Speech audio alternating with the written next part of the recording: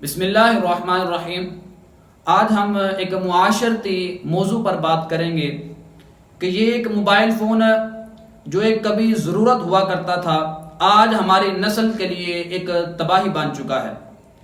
سوچئے یہ وہی موبائل ہے کہ جس سے ہم قرآن پاک بھی پڑھ سکتے ہیں، نعتیں بھی سن سکتے ہیں، علم بھی حاصل کر سکتے ہیں، لیکن کیا ہم نے اس کا صحیح استعمال کیا؟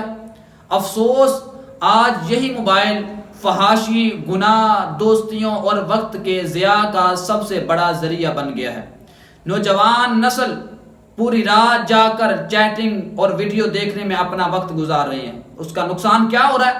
نمازیں قضا ہو رہی ہیں، خاندان ٹوٹ رہے ہیں، ماں باپ کی بات سننے والا کوئی نہیں، لیکن موبائل فون کی گھنٹی بجے تو فوراً نوجوان دوڑ کر موبائل فون کو سنتا ہے۔ لیکن یاد رکھے، قیامت والے دن ان السمع والبصر والفؤاد کل اولئک کان عنہ مسئولا، قیامت کے دن کان، آنکھ اور دل سب کے بارے میں پوچھا جائے گا۔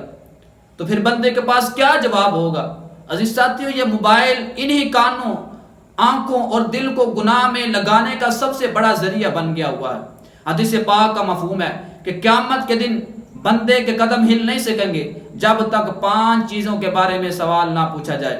ان میں سے ایک یہ سوال پوچھا جائے گا کہ بندے بتا تو اپنی جوانی کہاں پہ گزار کے آئے؟ تو پھر جوانوں کیا جواب دیں گے کہ ہم اپنی جوانی فضول سٹیٹس میں گزار کے آئے ہیں، فضول ویڈیو دیکھنے میں گزار کے آئے ہیں۔ آج ہمیں فیصلہ کرنا ہے کہ موبائل فون کو آج ہم نے جنت کا ذریعہ بنانا ہے یا جہنم کا ذریعہ بنانا ہے۔